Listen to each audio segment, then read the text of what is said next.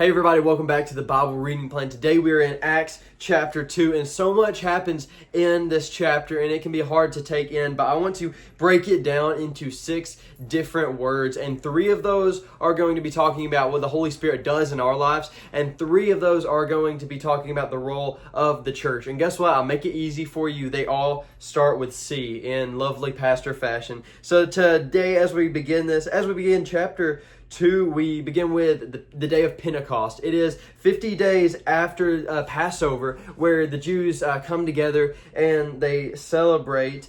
And in this day of Pentecost, they're all gathered in one place, and people from all over are gathered in this place. And it says the Holy Spirit comes on them, and they start speaking in tongues of fire. And where they can, I could say something to someone who doesn't speak my language, and they would understand it in their language. Everyone was hearing their own language when this happened.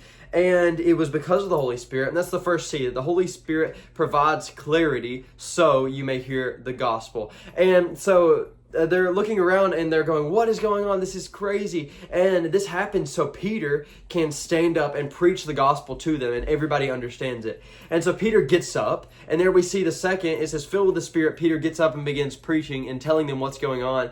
And that's the second C. We see that the Holy Spirit provides courage, and Peter gets up and he shares the gospel with them, and it says they were cut to the heart, and they had contrition, which means they felt sorrow for their sins, and they felt repentant for their sins. And that's the third C, that the Holy Spirit brings conviction in our lives, and they turned and they all were saved and repented of their sins. And then this begins the church. It says there were added about 3,000 souls that day. So now the church is 3,000 more strong here as the church begins. And then now we hear about the early church formed right here in verse 42.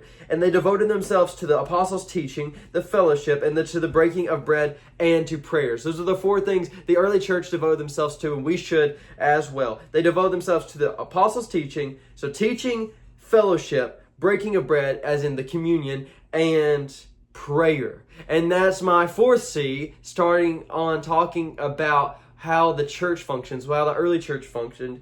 It was they were committed. They were devoted.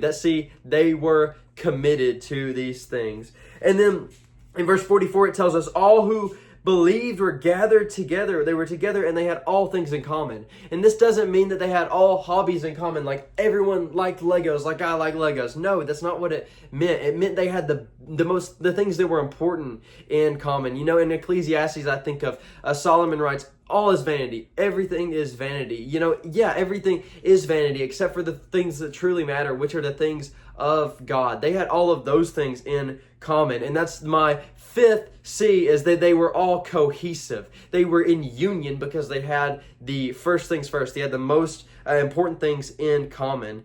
And then it says they were selling all their possessions for any who had need and giving to those amongst them that had need. It's a beautiful picture of the church. And then it says in verse 46, and day by day, attending the temple together and breaking bread in their homes, they received their food with glad and generous hearts, praising God, having favor with all the people. And the Lord added to their number day by day to those who were being saved. And they were gathering together. They were breaking bread day by day. They were adding to their number day by day. And that's the 6th and final C, is they were consistent. So as a church, we need to be committed, we need to be cohesive, and we need to be consistent. That's the calling that God has given us. And the Holy Spirit in our lives, just remember that He provides us clarity, He gives us courage when we need it, and He brings conviction to our hearts. So that's the 6 C's of understanding Acts chapter 2. I hope you enjoyed it. Thank you for joining me, and I hope to see you tomorrow in Acts chapter 3. Bye.